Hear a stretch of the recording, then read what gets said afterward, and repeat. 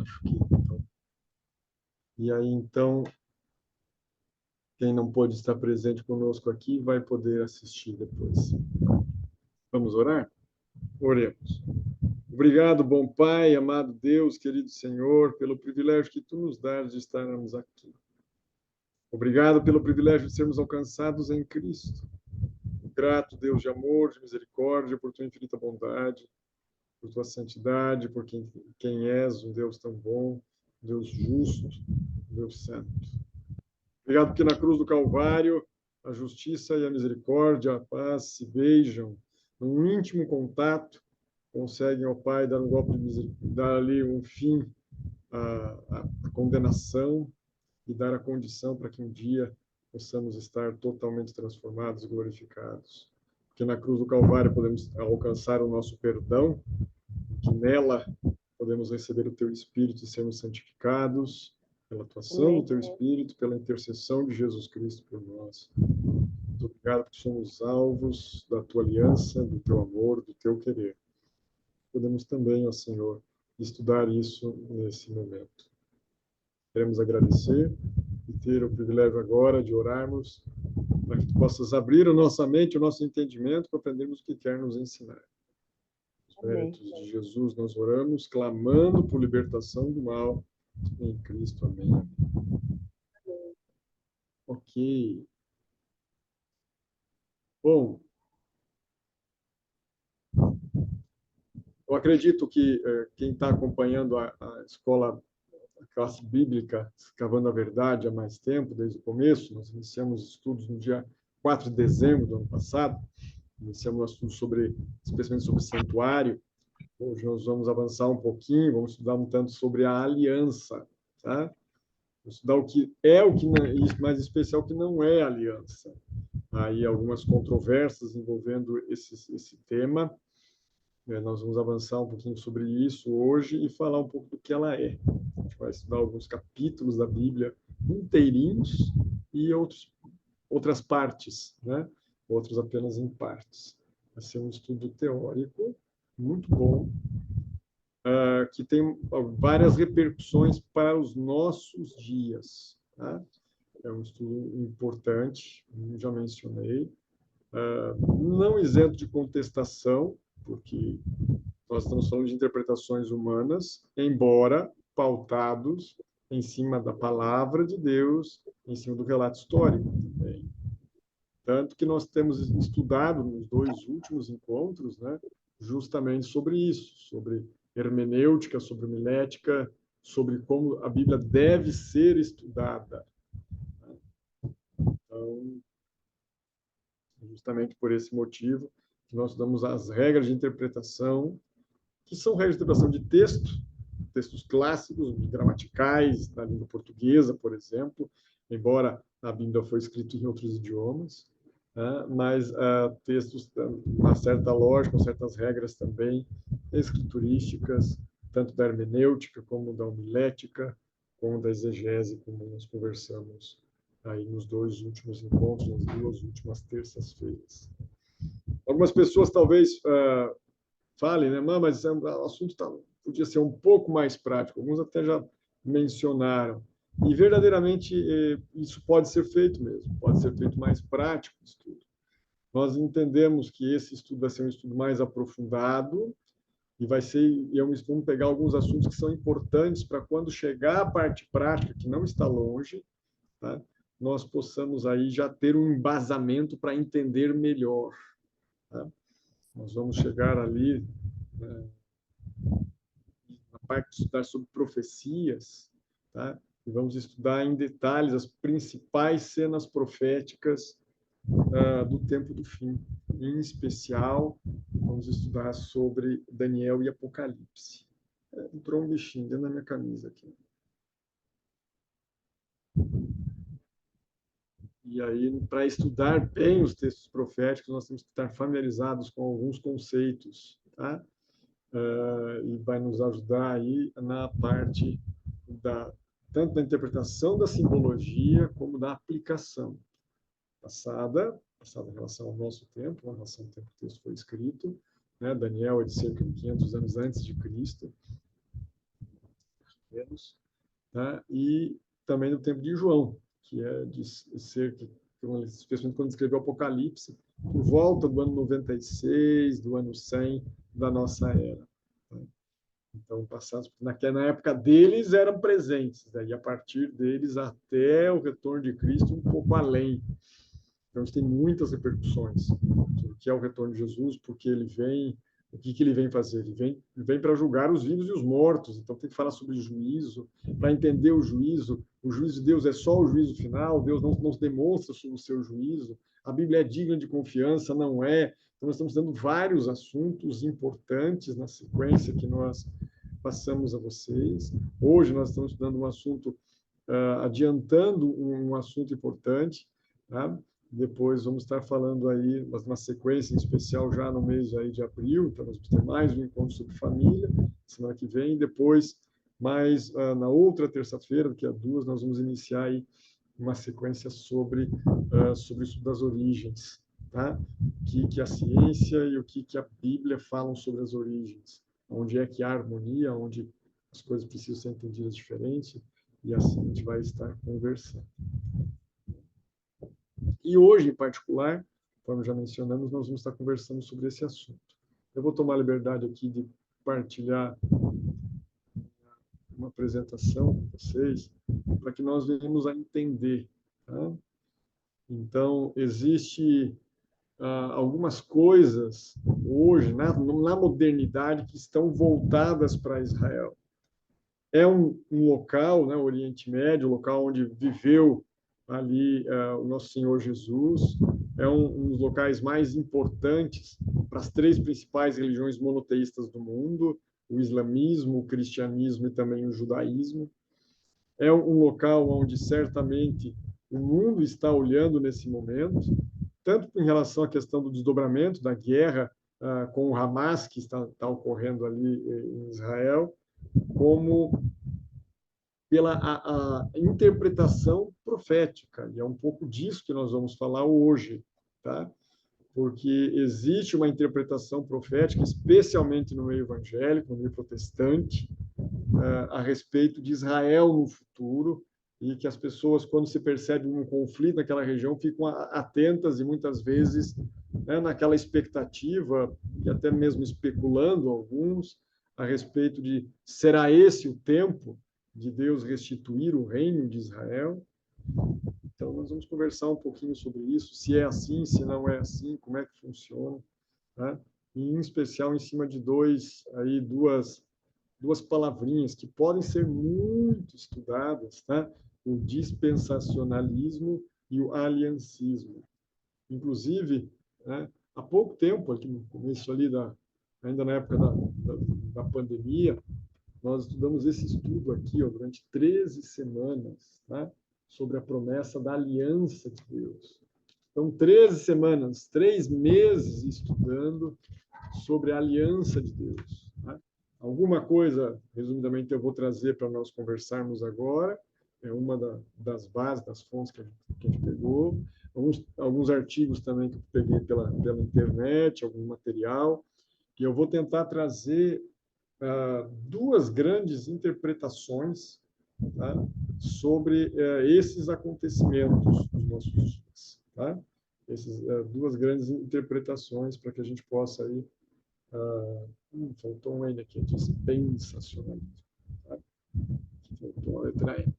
Entender direitinho aí esses dois temas. Então vamos lá, vamos avançar um pouquinho para que a gente possa estar entendendo um pouco melhor então isso. Então diz uma dessas teorias, que existiram 7 dispensações, 7 períodos da história da humanidade, no qual Deus teve alianças diferenciadas com o seu povo. Eu vou estar apresentando primeiro o que é dito pela teoria chamada dispensacionalista, né? Ou ainda e depois a gente vai conversar um pouco sobre tribulacionismo e algumas outras repercussões disso. Então, aqui nós temos linhas do tempo, né? Várias linhas do tempo. Vou começar com essa primeira, que vai aí de eternidade a eternidade. Então, ali, uma eternidade antes da criação do mundo, até a eternidade após a nova criação do mundo, né? Vai ocorrer novo céu e a nova terra. E ali há um período, diz essa primeira teoria, tá? Que ela é dividida em sete épocas, em 7 dispensações. A primeira é a chamada dispensação da inocência, cuja o patriarca principal é o nosso primeiro pai, é o nosso primeiro patriarca na nossa história, é o Filho de Deus, diretamente vindo da mão do Criador, Adão.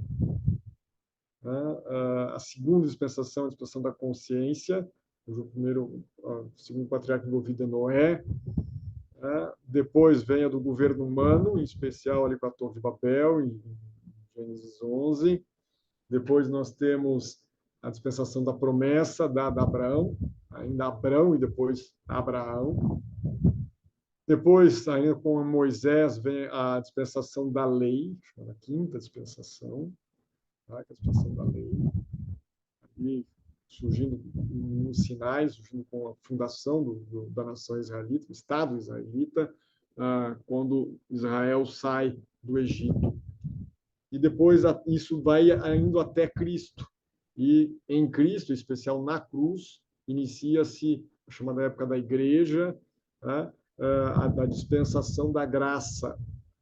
E é dito que no final da dispensação da graça vai ocorrer o arrebatamento da igreja, seguido por um período de 7 anos de tribulação, e depois vindo o período milenal, né, no retorno de Jesus, e o período milenal. E depois novo céu e nova terra. É isso que é dito nessa dispensação. Lembra que eu falei, nós vamos apresentar 2 grandes teorias, e depois eu vou comentar. Né? Eu vou apresentar uma teoria, depois eu vou comentar apresentando outra, e vou tentar responder também a pergunta inicial ali sobre se é ou não Israel um termômetro do mundo a respeito do tempo em que estamos vivendo. Então, nessas dispensações, tá? Com suas devidas fases, os seus devidos protagonistas principais, os patriarcas que ele colocaram, haviam certas responsabilidades que o ser humano tinha, ou seja, havia uma determinada lei, uma determinada regra, tá?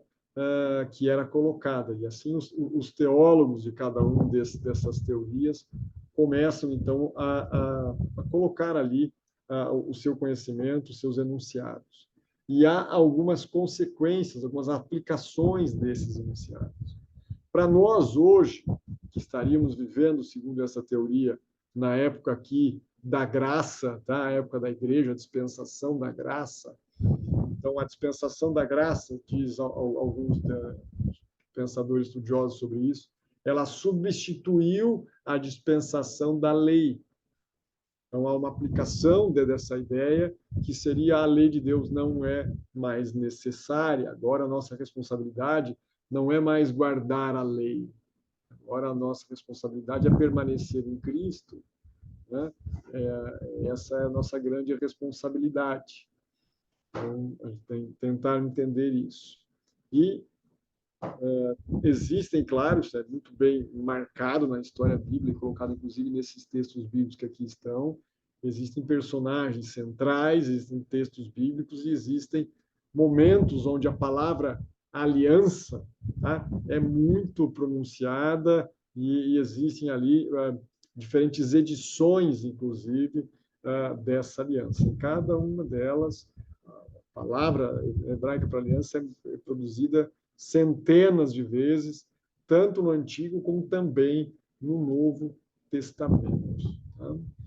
Então, existe um sistema de interpretação, inclusive profético, que é muito comum no meio evangélico, a gente vai conversar um pouco sobre a história disso, e que muitas vezes foi, inclusive, herdado do movimento pós-movimento contra a reforma. Então, por mais que seja algo muito aceito no meio dos protestantes, ele tem também a sua base nos pilares do movimento contra a reforma protestante. E isso chama a atenção.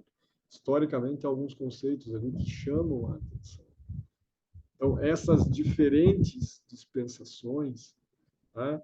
Elas acabam nos fazendo entender quais seriam as reais aplicações, e em especial para o nosso tempo. Nós precisamos, às vezes, entender isso para que possamos nos preparar para os acontecimentos futuros, entendendo escatologicamente os acontecimentos futuros, os acontecimentos do tempo do fim, e também entendendo o nosso presente. O dispensacionalismo, né, conta a história que ele surge ainda no século XIX. Tá? Um dos primeiros teólogos que traz isso, tá, foi John Nelson Darby, que viveu ali no século XIX, morreu no ano 1882. Tá? E ele foi, esse conhecimento, ele foi amplamente aí difundido, especialmente após ter sido incluído, tá, nos estudos ali da Bíblia de estudo, né, a Bíblia de referências Scofield.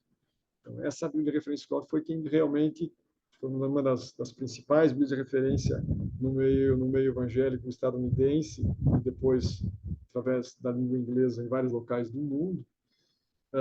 Começou a colocar essas ideias das chamadas dispensações, o dispensacionalismo, como se Deus tivesse diferentes planos e propósitos para Israel e para a igreja, e como esses planos são progressivamente revelados ao longo das eras. Então, os dois, Israel e igreja, permanecem separados agora para sempre. É só Israel e só a igreja. O arrebatamento marca o fim da dispensação da graça, é o que eles dizem, e se destina à igreja e dá continuidade à realização das promessas relacionadas à dispensação da lei e reservadas para Israel durante um reino milenar. Então, são reinos separados e a igreja fica separada de Israel. Tá? É dito assim. Então, eles pegam especialmente ali o texto de Daniel capítulo 9, que vai falar das 70 semanas, tá? É um dos capítulos que a gente vai estudar daqui a pouquinho, e divide em 3 períodos que são citados ali, porém eles fazem uma aplicação histórica bem diferenciada. Tá? Então, o primeiro período, tá, que é colocado especialmente em Daniel 9:25, sabe, entende, desde a saída da ordem para restaurar e edificar Jerusalém até ungir um príncipe, haverá 7 semanas e 62 semanas, tá? E as praças e as trancheiras se reedificarão, mas em tempos angustiosos. Eles aplicam isso para a ordem desde primeiro, de 445 a.C., o que é uma data também questionável. Tá? Há uma discussão histórica sobre qual era a data correta. Em especial por causa do nascimento de Jesus, isso é mencionado. Porém, quando nós entendemos que o nascimento de Jesus ocorreu antes do ano 1. Tá? Por que Jesus nasceu antes do ano 1? Porque Herodes o Grande morreu 4 anos antes. E Herodes o Grande era vivo quando Jesus nasceu. Foi Herodes o Grande que ordena a matança das criancinhas em Belém. Então, na realidade, a contagem do tempo está errada em nossos dias. Né? Como foi feita a alteração ali do calendário, especialmente na época de Gregório, foi modificada o calendário juliano, o calendário que seguia Júlio César, tá? Que foi feito em homenagem a Júlio César. E o calendário gregoriano mudou isso. Então, na realidade, Jesus nasceu antes. Então, essa controvérsia de tempo é algo que tem que ser revisto historicamente. Lembre que eu estou mostrando para vocês 2 pontos de vista. Tá? O primeiro ponto de vista é esse, inclusive em relação a essa mudança na data. Nós entendemos, por causa dessa questão histórica que eu mencionei agora, que Jesus Cristo nasce antes do ano 4, tá? E que o decreto de Ataxerxes, uma questão histórica registrada lá no livro de Esdras e Neemias, tá? E também no livro de Esther, que Ataxerxes era esposo de Esther, era o rei do Império Medo-Persa, né, no qual fez a Esther sua rainha. Ele teria assinado esse decreto no ano 457 a.C. Tem uma diferença de tempo aí importante para nós estarmos mensurando. Então, há depois um segundo período, no qual ocorre aí a reconstrução de Jerusalém até a morte de Cristo, diz essa interpretação. E há um terceiro período, que é um período de uma semana, que dura 7 anos, que aí ele sai do período de 70 semanas e vai colocar lá no período do reinado do anticristo da grande tribulação, lá no final, porque ele aplica ao anticristo, um texto que a gente vai ver daqui a pouquinho, tá? E é uma das grandes diferenças históricas, importantes diferenças históricas desse texto que a gente tem que interpretar, tá? Então, mais ou menos assim, ali da ordem para retificar de restaurar Jerusalém, esse período de 7 semanas, depois teve de 62 semanas, 7 mais 62 dá 69, então há uma última semana, que é uma era que é dita que vem depois da era da igreja, depois da dispensação da igreja, que aí eles colocam o marco como sendo o arrebatamento. Nós não vamos estudar sobre o arrebatamento hoje, tá? Nós vamos ter um momento que nós vamos estudar sobre a volta de Jesus. E aí a gente vai estudar também as teorias que se fala sobre a volta de Jesus e vamos estudar na Bíblia para entender o que é. Então, esse é um gráfico, tá? Que é um gráfico muito comum no meio evangélico, no meio protestante, no meio pentecostal, especialmente, que vai tentar trazer essa questão daí do chamado arrebatamento, tá? Aí nós vamos estudar isso melhor. Mas o que diz mesmo, então, Daniel, capítulo 9, né? Vamos, então, ao livro de Daniel. Se você tem aí a sua Bíblia, tá? Você que está me vendo gravado, ou ainda, né, se você está me acompanhando aqui, estou junto com a Joina, né, aqui comigo, tá? Vamos abrir Daniel, capítulo 9, vamos dar uma estudada ali. Um livro do profeta Daniel, vai ser um dos livros que a gente vai estudar, porque é um dos livros proféticos que traz cenas até os nossos dias e além. Nós vamos estudar com detalhes Daniel e Apocalipse, tá? Mas é um pouquinho mais para frente. Vai dizer assim a respeito do capítulo 9, tá? Daniel, capítulo 9. A gente vai estudar todo o capítulo 9. Vai ter mais 2 capítulos que a gente vai estudar inteiro também. Mas é mais para frente no estudo de hoje. Então, diz assim, Daniel 9, verso 1. No primeiro ano de Dario, então nós temos um marco histórico, tá? No primeiro ano de Dario, filho de Assuero, da linhagem dos Medos, o qual foi constituído rei sobre o reino dos caldeus. No primeiro ano do seu reinado, eu, Daniel, entendi pelos livros que o número de anos que falava o Senhor, o profeta Jeremias, Daniel já era avançado em dias, Daniel já estava percebendo que estava terminando, tá? Que estava terminando ali o período do cativeiro, porque ele havia entendido do período de cativeiro, que dizia o Senhor pelo profeta Jeremias, tá? Que havia durado as assolações, percebi essa expressão, as assolações de Jerusalém, era de 70 anos. Tá? Então, esse período é falado mais para frente, vai ver ali, que é de 490 anos. Né? É um outro período. E aqui ele entendeu que era de 70, porque Jeremias falou claramente, né? Deus, através de Jeremias, falou claramente que depois de 70 anos, Deus ia voltar a trazer Israel de onde havia sido levado. Tá? Voltei o rosto, continua Daniel no verso 3, ao Senhor Deus para buscar em oração e súplicas com jejum, pano de saco e cinza. Ora, estranho, Daniel foi levado para a Babilônia com cerca de mais ou menos 16 anos de idade, nós vamos estudar bastante sobre isso mais para frente. Foi levado junto com seus amigos, foi retirado de seus pais, andou aí quase 2.000 quilômetros em linha, né, todas as distâncias feitas a pé como escravo, foi castrado, foi considerado junto com os eunucos, né? Viveu na corte babilônica, não desenvolveu família, e agora ele já idoso, o idoso Daniel, interpreta pela profecia que Deus vai levar o seu povo de volta para Jerusalém, vai reconstruir Jerusalém.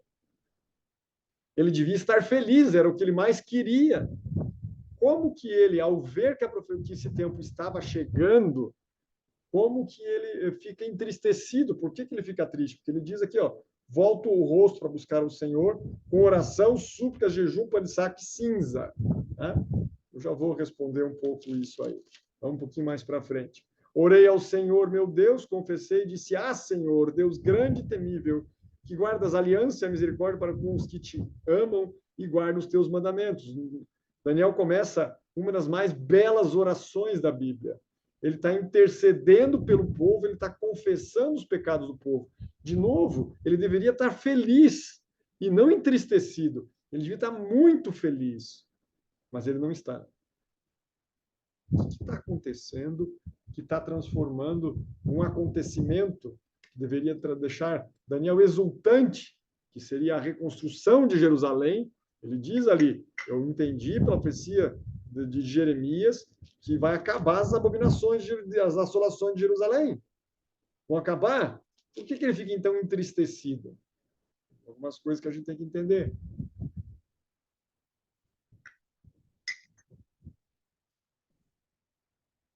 Ele vai falar várias coisas, é um texto muito belo, a oração de Daniel, tá? E ele vai basicamente confessar, vai engrandecer o nome de Deus, vai dizer que Deus é fiel à sua aliança, vai dizer que vai começar a confessar o pecado do povo, dizer que o povo se corrompeu, seus pais corromperam, tá? O povo atual se corrompeu, e mesmo quem estava lá em Babilônia também havia se corrompido. Ele começa a confessar, confessei eu o meu pecado, tá? E do meu povo Israel. Por exemplo, verso 11, pela questão do tempo, nós vamos nos ater mais à parte final do capítulo, que é o que mais interessa para nós. Tá? Mas o verso 11 diz assim, ó, sim, todo Israel transgrediu a tua lei, desviando-se não para obedecer a tua voz, por isso a maldição e as imprecações que estão escritas na lei de Moisés, servo de Deus, se derramaram sobre nós, porque temos pecado contra ti. Então, ele começa a confessar isso. Né? E aí ele começa a tentar dizer, e ele começa a implorar para Deus, para que Deus olhe para Israel, que tenha misericórdia por amor do seu próprio nome. Por exemplo, o verso 18. Inclina, ó Deus meu, os seus ouvidos e ouve, abre os olhos e olha para a nossa desolação e para a cidade que é chamada pelo teu nome, porque não lançamos as nossas súplicas perante a tua face, fiados nas nossas justiças. Ele havia acabado de confessar o pecado, o povo não era justo. Ele não está fazendo isso fiado nas suas justiças, mas nas tuas muitas misericórdias.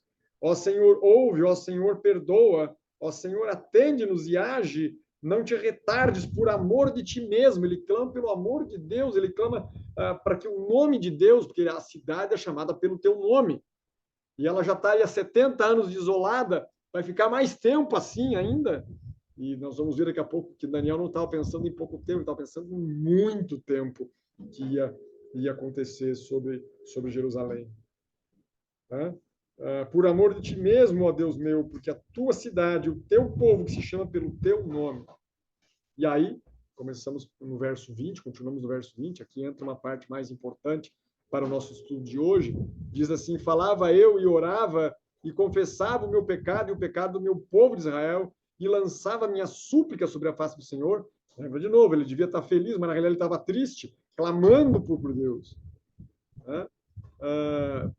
Lançando a minha súplica perante a face do Senhor, meu Deus, pelo monte santo do meu Deus. Falava eu ainda na oração, quando o homem Gabriel, que eu tinha observado na minha visão ao princípio. Opa, para aí. Para aí. Quem é esse Gabriel? Gabriel é o anjo Gabriel. Gabriel é aquele que ele tinha visto na visão a princípio. Então, há uma outra visão que Gabriel apareceu para falar para ele. Vamos ver aqui, ó. Veio rapidamente voando e me tocou na hora do sacrifício da tarde. Ele queria instruir-me e falou comigo e disse, Daniel, agora saí para fazer entender o sentido. Então, Daniel tinha alguma coisa que Daniel não tinha entendido. Epa, aqui tem uma luz importante para nós. Havia algo que Daniel não havia entendido. Lembra quem é Gabriel? Gabriel é o homem que ele viu na visão ao princípio. E agora Gabriel vem para fazer Daniel entender algo que ele não tinha entendido. No princípio das tuas súplicas saiu a ordem e eu vi para te declarar, porque és muito amado. Considera, pois, agora e entende a visão, ele diz. Para aí, vamos entender isso direito. Daniel está dizendo que Gabriel era o homem que ele havia visto na visão a princípio e que veio fazer ele entender algo que ele não entendeu e que é sobre uma visão. Mas no capítulo 9 não tem visão nenhuma. Não é falado nada. no contexto do capítulo 9, Daniel está no primeiro ano do reinado de Dario, filho de Assuero, ele está estudando as profecias de Jeremias, porque ele está entristecido com algo. E o que é esse algo? Tem a ver com a visão que ele viu a princípio, que Gabriel veio lhe fazer entender. É a visão do capítulo 8. Tá? Essa é a visão. Então, na visão do capítulo 8, a gente vai ver o reinado, né? A gente vai ver uma visão de um carneiro, de um bode, tá? Um bode que corria ali com... o carneiro que corria com um único chifre na sua cabeça, tá? E ele voava, andava muito rápido e se colide ali com o carneiro, quebra os dois chifres do carneiro, tá? E esse tipo de bode cresce e toma conta, uma série de coisas que vai ser dito.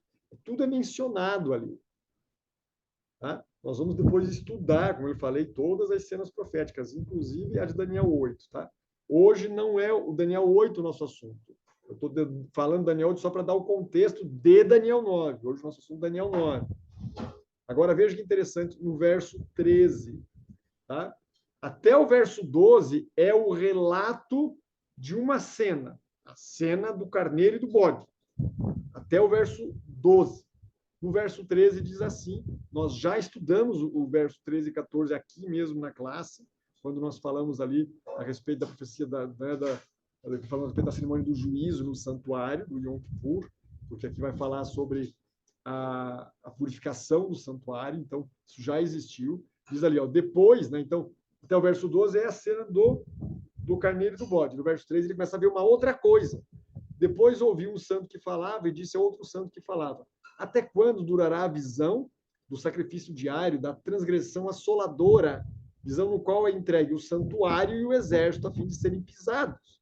E ele me disse até 2.300 tardes e manhãs, e o santuário será purificado.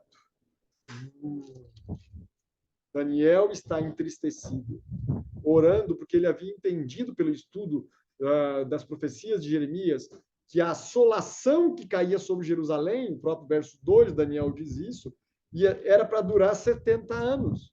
Só que ele havia tido uma profecia antes, uma visão antes, e lá nessa visão ele viu uma parte da visão era da cena do carneiro e do bode, e uma outra parte é uma conversa entre dois santos, possivelmente dois anjos, tá? A respeito de uma visão das abominações do santuário, o santuário sendo pisado, o santuário sendo tornado impuro, e que o santuário só seria purificado depois de 2.300 tardes e manhãs. Uau! Agora dá para entender por que Daniel está entristecido.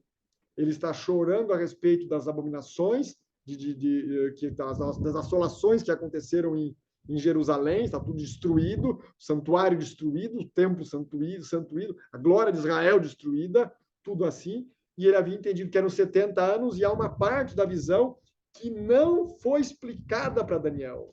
Gabriel aparece, no verso 15 ele fala assim, ó, havendo eu, Daniel, tido a visão, procurei entendê-la, e eis que se me apresentou diante de mim uma aparência como de homem. Ouvi uma voz como voz de homem, entre as margens do rio lá, e qual gritava: Gabriel, dá de entender a este a visão. E aí Gabriel vem e explica a visão. E se você estudar do verso 17 até o 27, tá? Ele só explica a cena do carneiro e do bode. Ele não explica a conversa entre os dois santos. E não é isso, e não é a visão do carneiro do bode que Daniel está se preocupado. Primeiro, porque ele recebeu a interpretação de Gabriel. E segundo, porque ele já estava familiarizado com a questão da simbologia profética. Daniel é um estudioso das escrituras. Ele conhecia isso. E o próprio anjo confirmou para ele depois. O que ele não havia entendido era a questão da purificação do santuário. Era exatamente esse ponto que ele não havia entendido. E nós já vimos também aqui na classe que a purificação do santuário é o quê? É o juízo de Deus. O Yom Kippur, o dia do juízo, era isso que purificava o santuário, o tabernáculo, lá no deserto. O templo de Salomão, depois o de Zorobabel, a mesma coisa em relação ao templo de Herodes o Grande, que foi o templo que Jesus conheceu. Então, o dia do juízo fazia isso. E aí Daniel começou a entender, e aí as coisas começaram a ficar mais claras. Só que esse ponto ainda estava, será que só vai ser restaurado o santuário daqui a 2.300 tardes e manhãs? Ah, mas 2.300 tardes e manhãs não é tanto tempo assim. Daniel é um estudioso das Escrituras. Se você for estudar, por exemplo, Ezequiel capítulo 4, versos 4 a 7, e Números 14, verso 34, lá não será dito, por exemplo, em Números 14, o episódio ali dos 12 espias, tá? Lá nos é dito assim que, de acordo com o número de dias que os espias espiaram a terra, seria o número de anos que o povo de Israel ficaria peregrinando no deserto. Lá em Ezequiel 4, 4 a 7, o mesmo princípio. Um dia vale um ano. Um dia profético é igual a um ano literal. E é assim que se estuda a profecia, um pouco aqui, um pouco ali, um pouco lá. É uma verdade que se amplia. Daniel conhecia isso. E ele sabe que a expressão tarde e manhã nada mais é do que um dia. Se você vai, por exemplo, no relato da criação, lá em Gênesis capítulo 1, você vai ver, houve tarde e manhã e o primeiro dia, houve tarde e manhã e o segundo dia, houve tarde e manhã o terceiro dia, assim até o sétimo. Houve tarde e manhã, o sétimo dia. Ou seja, a expressão tarde e manhã significa um dia. Então, 2.300 tardes e manhãs simbolizam 2.300 dias. E um dia profético é igual a 2.300 anos. Nossa, aí era muito tempo para o profeta Daniel aguardar, orar e aguardar para ver a restauração de Jerusalém. Porque ele tinha promessa lá nos livros do profeta Jeremias, ele tinha promessa que seria apenas 70 anos, não 2.300 anos, é muito tempo. Teu nome teu povo vai ser esquecido, teu nome vai ser esquecido, Senhor.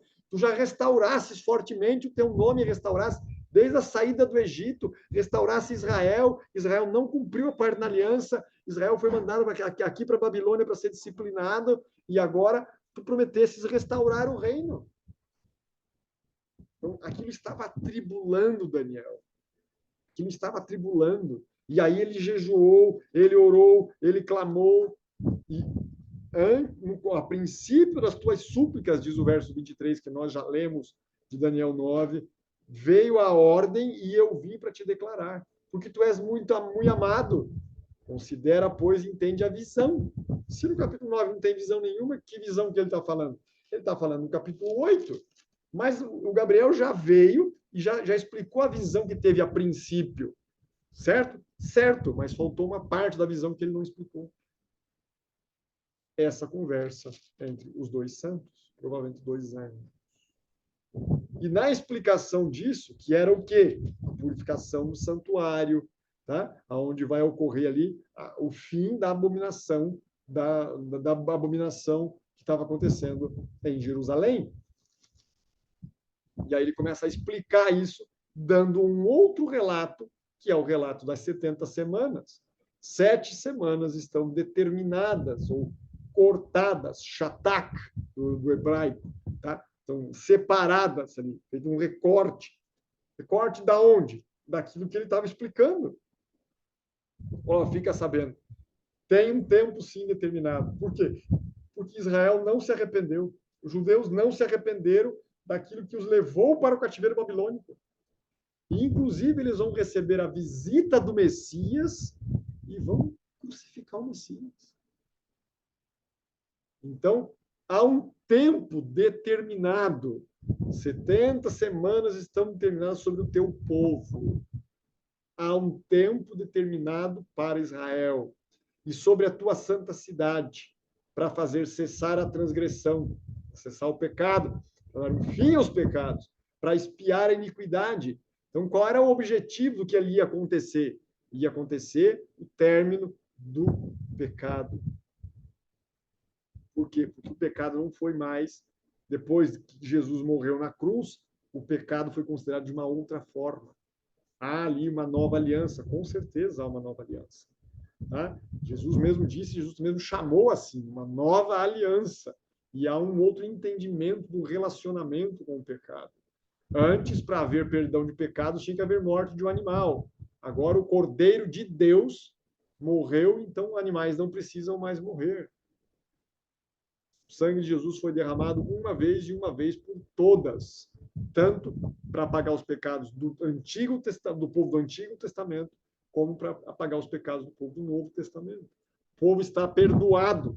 Se o povo está perdoado, cessou a transgressão, foi dado fim aos pecados. Por quê? Porque é para espiar a iniquidade. Essa palavra espiar, espiar com X, não é com S, não é espiar de olhar, tá? Aqui é espiar de fazer expiação, de trazer o perdão. Espiar a iniquidade, trazer a justiça eterna. Sim, porque Jesus fez justiça. Ele diz bem claramente, lá em Mateus 5, versos 17 a 19, não pensais que eu vim para revogar a lei e os profetas. Eu não vim para revogar nem a lei e nem os profetas, ou seja, ele não veio para mudar o Antigo Testamento. Ele se referia aos profetas, ele se referia ao Antigo Testamento. Eu vim para cumprir. Enquanto existir céu e terra, nem a menor grafia será mudada da lei. Hoje, para nós chamaríamos de ponto e vírgula, mas naquela época era o tio e o traço. Então, ou um J, desculpa, né? Se mudará da lei. Nada. Apenas tudo vai se cumprir. Falou bem claramente isso. Enquanto existir céu e terra, nada vai se mudar da lei. Bom, o céu e a terra ainda estão por aí, então a lei não foi mudada. Esse é o testemunho de Cristo. Tá? Vamos prosseguir. Tá? Para trazer justiça eterna, porque Jesus morreu, então o salário do pecado era morte, e Jesus morreu por todos. Porque o Pai amou o mundo inteiro de tal maneira que deu o seu Filho para que ele perecesse, tá? Para que pudessem as pessoas ter a vida eterna. Então, a profecia, para selar a visão, cumprir a visão do Messias, é a grande visão do Antigo Testamento, a vinda do Messias. É o desejado de todas as nações, diz a Bíblia. É o prometido, o descendente da mulher. A semente da mulher prometida lá para Eva e Adão, lá no início do pecado. Tá? Selar a visão e a profecia para ungir, ou seja, para iniciar o ministério de Cristo. Ungir, agora está consagrado. Ele vai se tornar sacerdote. Um sacerdote entrava na fase sacerdotal com 30 anos. Antes não era possível, tinha que ter uma certa maturidade. Então, se tornou um sacerdote com 30 anos. Para ungir o santo dos santos, né? Sabe e entende. É um texto que já foi citado aqui. Desde a saída da ordem para restaurar e edificar Jerusalém até o ungido. Mas ele está falando de quem? Ele está falando do Messias. Ele está falando de Jesus. Sabe, entende, até o ungido. A própria expressão príncipe aqui, ela é usada em alguns pontos de Daniel. Tá? Por exemplo, em Daniel 8, príncipe dos príncipes. De quem que ele está falando de príncipe? Está falando de Jesus, o Filho de Deus. O mesmo que vai estar sendo falado lá em Daniel 12, tá? Com o nome de Miguel. Mas aí é um assunto para um outro momento. Tá? Então, a figura central desse trecho, que a partir do verso 24, é o ungido, é Jesus. É ele a figura principal. Até o ungido, o príncipe, 7 semanas e 62 semanas. As praças, as circunvalações se reedificarão, mas em tempos angustiosos. Depois das 62 semanas, será morto o ungido, ou seja, Jesus vai morrer depois das 62. Então, 7 semanas e 62 semanas. No final das 69, aí vem o quê? Vem o ungido. No final tem mais uma semana, são 70, falta uma. No final dela vai morrer o ungido. Ele já não estará. E um povo de um príncipe que há de vir, então tem um príncipe que há de vir, destruirá a cidade e o santuário.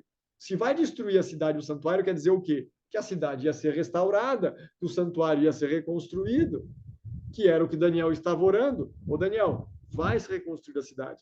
Porém, o teu povo vai voltar a se corromper. Eles vão, inclusive, matar o ungido, o Messias. O povo está esperando o Messias, conhece a profecia, eu estou dando outra para você, você vai escrever e vai disponibilizar para as pessoas, e eles vão matar o Messias. Então, vai chegar uma hora que vai acabar o período dos judeus como povo de Deus. 490 anos estão determinados para o teu povo, desde a ordem para restaurar Jerusalém. Então, desde o decreto de Ataxerxes, 457 a.C., até a morte de Cristo, no ano 27 da nossa era, tá? E até a outra metade da semana, até ali é o tempo para os judeus. Depois do ano 34, tá? No ano 31, Jesus morreu. 27 é a unção dele. Tá? Então, Jesus é ungido no ano 27, ele mora no ano 31. Até o ano 34, quando morre Estevão, o apedrejamento de Estevão. Porque quando aconteceu o apedrejamento de Estevão, começa a perseguição da igreja. A igreja tem que sair de Jerusalém, da Judéia. Então, começa a sair, e aí eles saem levando o evangelho com os apóstolos, e aí começa a pregação para os gentios. Então, a igreja começa a pregar para os gentios, não fica apenas entre os judeus. Então, o evento que marca que o evangelho se espalha pelo mundo é o apedrejamento de Estevão. Após o apedrejamento de Estevão, o diácono Estevão, tá? É que a igreja começa a sair e espalhar o evangelho por todo o mundo conhecido daquela época. Até Estevão ser apedrejado, o centro da igreja cristã ainda era Jerusalém. Após isso, não, se torna Antioquia por um tempo, e depois outras áreas, outros locais, porque não havia apenas um único. Quantos apóstolos viveram, enquanto João ainda era vivo, sim, mas após a morte deles, não. Então, há esse tempo que é extremamente importante nós entendermos. Tá? Será morto o ungido, Jesus vai morrer, já não estará, e o povo de um príncipe que há de vir destruirá a cidade e o santuário. E o seu fim será num dilúvio, quantidade de sangue vai ser derramado, e até o fim haverá guerra e desolações. Então, enquanto Israel ficar ali, vai ter guerra e destruição. Está previsto a guerra que a gente está vendo agora lá com o Hamas, Israel e o Hamas, está previsto aqui. Até o fim será um dilúvio, haverá guerra, desolações, até isso vai estar determinada. Ele fará firme aliança. Isso é extremamente importante. Há pessoas que estão colocando esse ele aqui ligado a esse príncipe que há de vir. Esse príncipe que há de vir, é claro que não é Jesus. O Jesus é o ungido, o Messias que foi morto. E aí há um príncipe que há de vir que vai destruir a cidade. Eles falam de um príncipe que há de vir. Só que se esse que há de vir fosse Jesus, ficaria complexo, porque o que está acontecendo aqui é depois, ó, ele fará aliança com muitos por uma semana, na metade da semana, e fará cessar o sacrifício e oferta de manjares. Então, se ele fosse o príncipe que há de vir, seria complexo, porque o que está descrito por ele, que é fazer cessar o sacrifício e oferta de manjares, sobre as asas das abominações virá o assolador, até que a destruição seja determinada, isso se derrame sobre ele. Esse evento aqui é destacado por Jesus lá em Mateus, capítulo 24, versos 14 e 15. Ali é destacado, ó, quando vier a abominação da desolação que falou o profeta Daniel. Ele fala disso aqui. Esse ele aqui não é o príncipe que há de vir, esse ele é o próprio Cristo, porque é Jesus que faz firme aliança com muitos por uma semana. A semana final, ele é ungido, na metade da semana ele morre, mais uma metade da semana morre Estevão. Uma semana são 7 dias, 7 anos literais, 7 dias proféticos, 7 anos literais. O ministério de Cristo durou 3 anos e meio, exatamente metade de 7, e 3 anos e meio depois, finalizando os 7 anos, portanto, morre Estevão, no ano 34 da nossa era. Ele fará firme aliança com muitos. Isso aqui não é o anticristo, não é o príncipe que há de vir. O príncipe que há de vir é citado, mas ele aqui é o personagem principal da passagem. O personagem principal do texto é Jesus Cristo, ungido. Ele fará firme aliança com muitos. É Jesus que faz aliança, não é o anticristo. Na metade da semana, ele fará cessar o sacrifício e a oferta de manjares, sobre as asas das abominações virá o assolador, até que a destruição seja determinada e se, então, essa destruição se derrame sobre ele. Então, vai chegar um momento em que vai realmente acontecer as abominações da desolação, virá o assolador. Esse ele final é o assolador. Mas esse ele inicial do verso 27, não. É uma questão de concordância ali. Quem faz a aliança é Jesus, é o personagem principal do texto. Aí é introduzido outra coisa. Tanto que tem um ponto ali, ponto e vírgula, sobre as asas das abominações virá o assolador, até que a destruição esteja determinada e se derrame sobre ele. Dá até para a gente estudar bem isso aí. A palavra hebraica usada na passagem para abominações se refere à idolatria, uma forma grave de rebelião contra Deus. A ideia refere-se a uma assolação que vai além do período da Roma imperial, até a destruição de Jerusalém no ano 70, passando então a incluir uma devastação causada pela fase religiosa do poder do chifre pequeno, lá de Daniel 8, que ele usa a mesma palavra, as abominações, a desolação. Tá? Então, a transgressão assoladora, que depois a gente vai ver de novo lá no capítulo 11, no capítulo 12, tá? Então, esse chifre pequeno, esse poder aqui, ele vai causar essa destruição. Ele tem a ver com o príncipe que há de vir, porque ele vai destruir a cidade. É ele que vai cessar o sacrifício, a oferta de manjares que vai destruir. Então, ele que vai fazer as abominações, desculpa. Quem faz cessar o sacrifício, a oferta de manjares é Jesus, na aliança que ele faz por uma semana. Então, há duas regras aqui. Essas dispensações, essas edições da aliança, isso aí está tranquilo, isso aí é verdadeiro. Mas isso não quer dizer que eu estou no tempo da graça, e de fato estamos no tempo da graça, que a graça anulou a lei. Romanos diz claramente, vamos estudar daqui a pouco sobre a verdadeira relação entre fé, lei e obras, tá? Romanos diz bem claramente que eu não anulo a lei pela fé, a graça não me liberta para ser pecador. Se a lei foi abolida, eu posso pecar e fazer o que eu quiser, porque não tem lei, não tem mais condenação. Eu não tenho condenação porque o preço já foi pago. Não é porque a lei deixou de existir. Jesus Cristo diz que enquanto existir céu e terra, a lei continuaria existindo. Ora, até onde eu sei, o céu ainda existe, a terra também. Novo céu e a nova terra não foram feitos.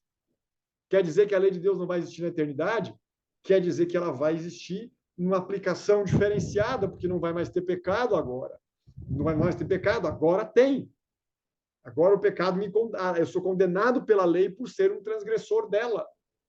E a graça, né, cobre a minha multidão de pecados. Jesus pagou o preço por mim. Se a lei não existisse, se a lei pudesse ser mudada, por que Jesus teria vindo morrer? Ele vinha aqui, ensinava como viver, dizia assim, ó, eu vou mudar a lei agora, tá? A partir de agora, vocês não errem mais. Siga o meu exemplo. Vou voltar para o céu. Não precisava ter morrido.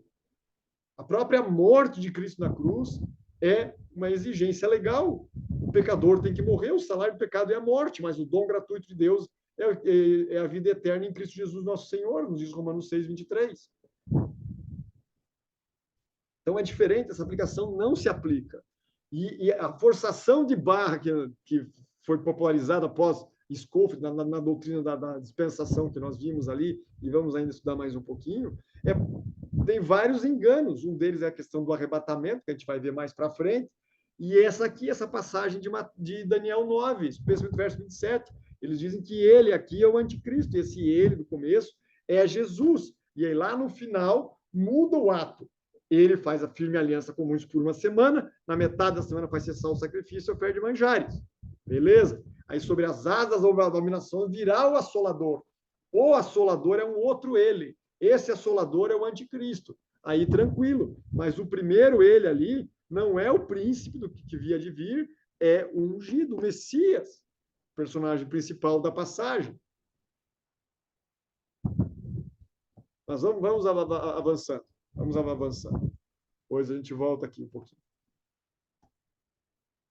Então, essa visão escatológica se baseia principalmente na profecia das 70 semanas de Daniel 9. Os dispensacionalistas separam 69 semanas proféticas, já se cumpriram no passado com a vinda do Messias.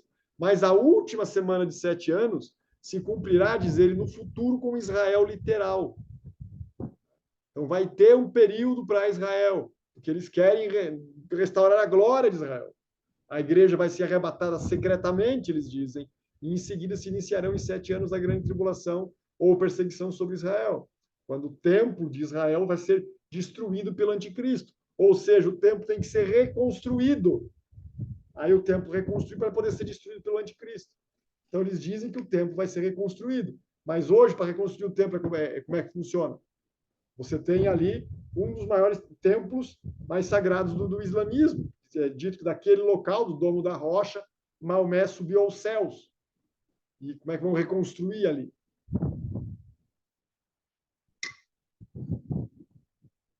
Não estou dizendo para você que o templo não vai ser reconstruído. Eu estou dizendo que se meu argumento é esse, meu argumento é frágil, porque esse ele aqui não é o anticristo. O anticristo é o poder que destruiu. Jerusalém. Roma. Roma pagã fez isso. Roma imperial fez isso.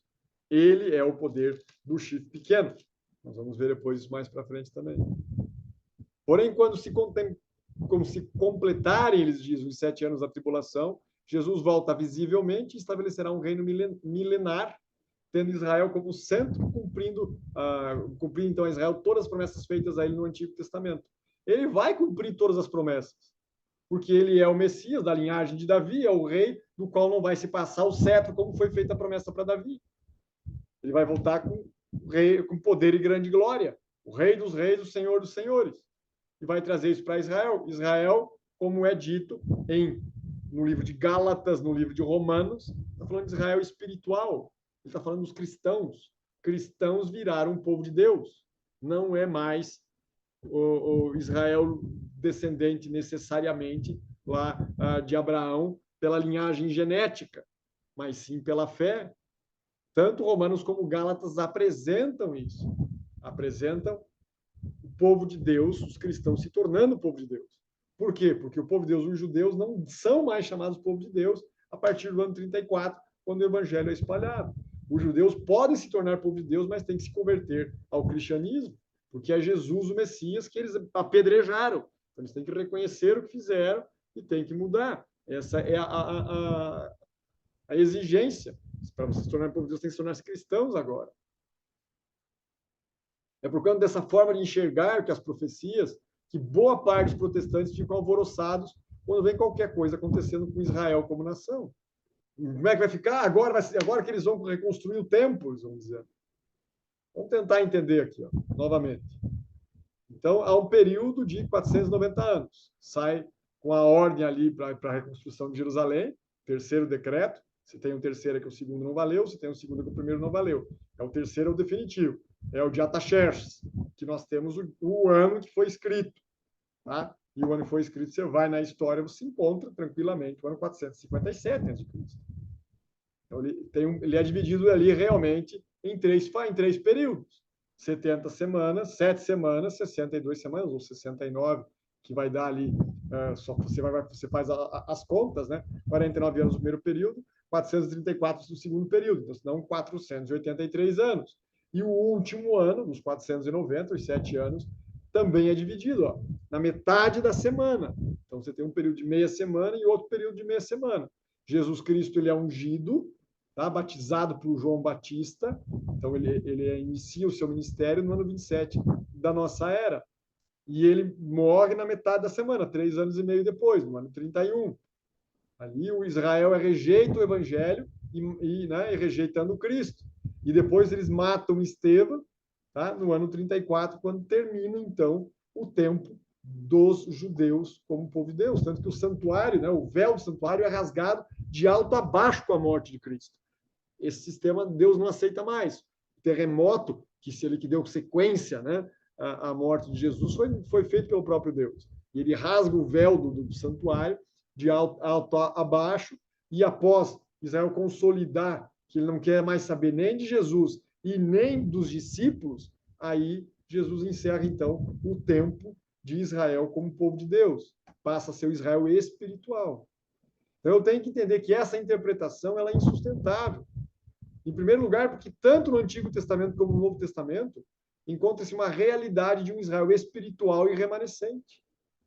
Do mesmo jeito que os cristãos hoje não são apenas aqueles que um dia se batizaram em alguma igreja cristã, mas sim são aqueles que guardam os mandamentos de Deus e têm o testemunho de Cristo, são aqueles que seguem fielmente o que a palavra de Deus diz. Do mesmo jeito, nem todo mundo que era descendente de Abraão era de fato filho de Abraão. Jesus falou isso claramente. Falando para os fariseus, eles até dessas pedras eu posso citar descendentes de Abraão. Ou seja, ele não estava dizendo que era filho de Abraão aquele que era apenas de sangue. Era aquele que tem a fé de Abraão. Porque a fé de Abraão foi imputada por justiça para ele, foi a fé dele. Então, aqueles que têm a fé de Abraão, esses são descendentes de Abraão. Esses são Israel de fato, o Israel espiritual, o remanescente fiel. Remanescente é uma palavra bíblica que significa resto, um pequeno povo. Mas não é pequeno porque Deus quer que seja pequeno. Jesus Cristo falou, estreita é a porta, estreito é o caminho, poucos entram por ela, o que conduz à salvação, poucos se salvam. Jesus morreu por todos, mas são poucos que se salvam. A gente vai estudar isso depois, quando falarmos sobre justificação pela fé. Por que são poucos que se salvam? Ele falou também que larga a porta, larga o caminho que leva à perdição, e muitos entram por ela. A maior parte se perde. É só um resto que se salva. É só um pouco. Então, esse Israel espiritual, isso é composto não por aqueles que são descendentes de Abraão segundo a carne, mas sim os que têm a fé de Abraão. A promessa do remanescente de Israel não é pensada em termos nacionais, é pensada em termos individuais. Aqueles que pertencem ao remanescente de Israel, chamado Israel espiritual, esses são os descendentes de Abraão que creem e aceitam o Messias, juntamente com todos os demais gentios que também fazem. Esse Israel espiritual é composto de uma comunidade fiel, devota a Deus com um novo coração fundamentado na nova aliança, vindo de todas as nações da terra, segundo os textos bíblicos que aqui estão. Textos, inclusive, do Antigo Testamento. O Antigo Testamento que vai vir gente de todas as nações da terra, porque o Evangelho vai se espalhar.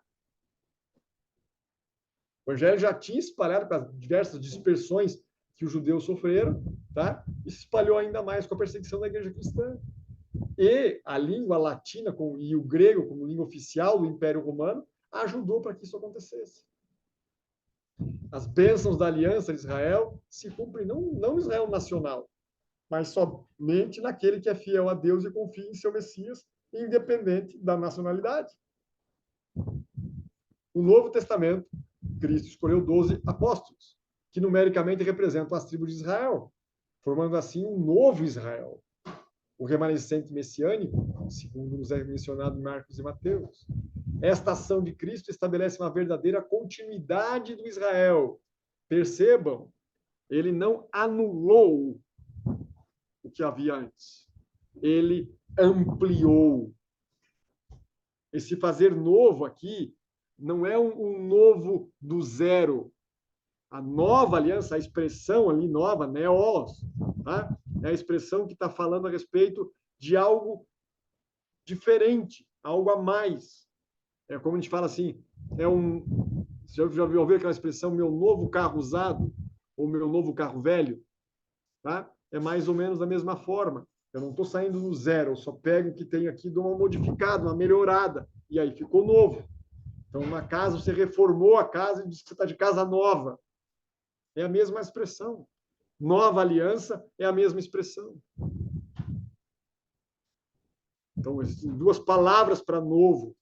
E a palavra para novo que está sendo usada aqui é essa palavra que tem essa significado, significância. A igreja, na sua união com Cristo, compartilha a mesma Nova Jerusalém com Israel da antiga dispensação. Se você vai em Apocalipse 21, você vai ver lá. Está lá os fundamentos dos apóstolos e dos filhos de Jacó. Todos vão estar lá. Não apenas o povo do novo, que viveu após Jesus, o povo que viveu no Novo Testamento. Todos estão lá. Todos entram na cidade através das portas com o nome das tribos de Israel escrita. São os alicerces da cidade, são escritos o nome dos apóstolos. Então, as duas representações nos fundamentos da cidade, a igreja não está separada das alianças de Deus com Israel. Porque o verdadeiro remanescente de Israel, o Israel messiânico, o herdeiro de Deus. Mesmo no Apocalipse, Israel deve ser entendido simbolicamente como uma referência à igreja como o verdadeiro Israel de Deus. Então, há algumas coisas que a gente tem que entender diferentes aqui.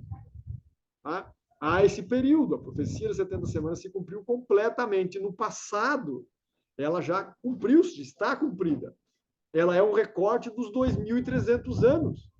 Inicia os 2.300 anos com a profecia das 70 semanas. E aí você tem ainda mais 1.810 anos depois.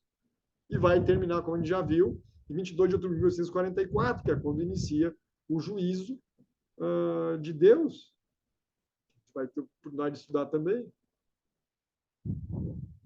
Então, incluir um período de 490 anos no intervalo dos 2.000, 4 vezes maior do que a duração de todas as 40 semanas, não tem como isso ser justificável, não cabe. Você não pode pegar um pedaço dos 490 anos e jogar depois. 490 anos foram determinados para o teu povo. Ponto, acabou. É isso. Ela é passado. Uma parte dela não é futuro. Em terceiro lugar, porque não se justifica essa interpretação, Romanos 11 nos indica o chamado de Deus que Deus faz para a igreja para despertar o Israel. Deus não rejeitou os judeus, pois Cristo morreu na cruz também pelos judeus. Vai ter muitos convertidos entre os judeus, já havia na época de Cristo, na época dos apóstolos, e vai continuar tendo no tempo do fim. Há um texto da escritora Ellen White que diz assim: há entre os judeus muitos que serão convertidos por meio de quem veremos a salvação de Deus sair como uma lâmpada ardente. Há judeus por toda parte, e eles devem ser levados à luz da verdade presente. Há entre eles muitos que virão para a luz, os que proclamarão a imutabilidade da lei de Deus como admirável poder. O Senhor Deus operará e fará coisas maravilhosas em justiça. Deus vai usar os judeus no tempo do fim. Então, para responder a nossa pergunta inicial lá título da palestra de hoje, Israel não é um termômetro para o mundo. A análise crítica entre a perspectiva dispensacionalista e a visão bíblica tem divergências fundamentais sobre o papel de Israel no cenário do tempo do fim, cenário escatológico. Enquanto alguns dispensacionalistas, influenciados pelo método futurista, né, que acha que alguma parte está lá no futuro, que foi inventado basicamente a partir do Concílio do Vaticano II, tá? E nos princípios lá da Contra-Reforma, lá ainda tentando se opor ao que Martim Lutero fez no século XVII, lá naquela época, alguns tentando fazer isso, aliás, no século XVI. Estão trazendo essas interpretações proféticas para cá. Por quê? Porque não querem reconhecer quem verdadeiramente é o anticristo. Que a gente também vai estudar isso mais para frente. Quem é a ponta pequena de Daniel 7, o chifre pequeno de Daniel 7 e 8. Quem é o poder que se opõe a Deus. E aí jogam tudo no futuro para não ter a mesma interpretação que os reformadores tinham. Os reformadores tinham uma interpretação de quem era o chifre pequeno. Quem era o anticristo. E a gente vai estudar isso aqui também. Enquanto esses dispensacionalistas influenciados pelo método futurista interpretam o evento de Israel como indicadores globais e guardam o cumprimento da profecia específica lá no futuro, a evidência bíblica destaca outra compreensão. Há um Israel espiritual, há um remanescente que transcende fronteiras nacionais. A fé e a aceitação do Messias são os critérios, não a descendência física, não de onde veio. O verdadeiro Israel de Deus, composto por gentios e judeus que aceitam a Cristo, é quem receberá o cumprimento das promessas do Senhor.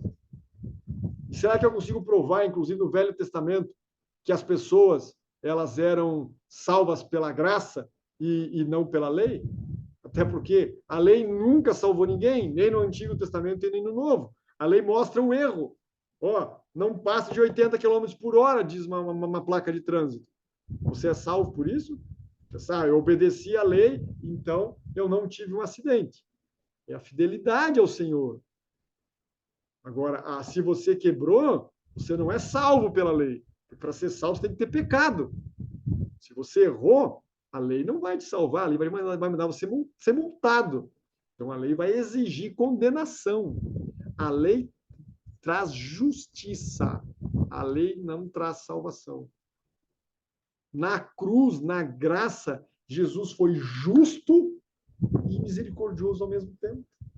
Por isso que o livro de Salmos diz que na cruz a justiça e a misericórdia se beijaram. A paz que Jesus trouxe para o ser humano beijou com a justiça. Ali houve comunhão íntima. A justiça foi cumprida. A exigência legal foi cumprida. Mesmo que Jesus não tivesse vindo morrer na cruz, a salvação das pessoas lá antes de Jesus vir, lá no tempo do Antigo Testamento, mesmo que ele não tivesse vindo ainda, era um cheque predatado. Jesus vai vir. Se Jesus não tivesse vindo, Enoque, Elias, Moisés iam ter que voltar para a terra e morrer. Era um cheque predatado. Deus vai fazer justiça. E por isso, o Cordeiro de Deus, que foi morto desde antes da fundação do mundo, nos diz o texto aqui de 1 Pedro, né? Não foi por coisas corruptíveis, como prata ou ouro, que nós fomos resgatados. Foi pelo precioso sangue de Cristo. Um cordeiro sem defeito, sem mácula. Conhecido desde antes da fundação do mundo. Ou seja, mesmo antes do mundo ser fundado, já havia conhecimento da graça. do plano da salvação. Então, as pessoas que viveram e morreram antes de Jesus vir e morrer, elas também foram salvas por esse mesmo sangue que já havia sido anunciado. Porque o amor de Cristo nos constrange, com certeza. Julgando nós assim, que se um morreu por todos, logo todos morreram, e ele morreu por todos para que não vivam mais para si, mas para aquele que por eles morreu e ressuscitou. Já não sou eu que vivo, é Cristo vive em mim, disse Paulo em Gálatas. O segundo Adão, como por um só homem entrou o pecado no mundo, por um só homem o pecado sai do mundo. Cristo se torna o segundo Adão, segundo o capítulo 5 de Romanos. Então, isso nos ensina coisas diferentes. Até no Apocalipse é dito isso. Adorá-lo-ão todos os que habitam sobre a terra, aqueles cujos nomes não foram escritos no livro do Cordeiro, que foi morto desde antes da fundação do mundo. Apocalipse também diz a mesma coisa, desde antes da fundação do mundo. A salvação pela graça, através do sacrifício de Cristo, nasceu no coração de Deus antes de existir o mundo. Nos diz um texto lá do Antigo Testamento: por inimizade entre ti e a mulher, entre a tua descendência e o seu descendente. Este, o descendente, vai ferir a cabeça, e tu, a serpente, vai ferir o calcanhar. Deus expôs a Adão e Eva que a serpente, Satanás, quer que o ser humano seja salvo pelo sacrifício de Jesus. Deus quer isso, que o sacrifício de Jesus fosse salvá-lo de uma forma gratuita. Deus disse que o descendente da mulher, que é Jesus, feriria a cabeça e derrotou Satanás. Foi na cruz que ele fez isso. Foi ali que ele fez isso. Ou seja, Deus expôs o plano da salvação na época em que havia apenas Adão e Eva, muito tempo antes de Jesus nascer. Se existissem dois planos de salvação, um pelas obras, ou seja, pela lei, e outro pela graça, certamente ia ter muita confusão no céu entre quem é que iam ser os justos. Alguns iam reclamar a Deus dizendo assim: para aí, esses aqui obedeceram, aqueles lá não precisaram obedecer. Para aí, que parâmetro é esse de justiça? Já pensou? Ao chegarmos no céu, vamos ver Abraão dizendo assim: eu fui salvo pela lei. Já o apóstolo Paulo vai dizer: eu fui salvo pela graça. Para aí, cadê a justiça? Deus é justo, não haverá mudança, mas a salvação é pela graça, sem sombra de dúvida. É só ir lá em Efésios 2, 8 a 10. A salvação é pela graça, somente para que ninguém se glorie.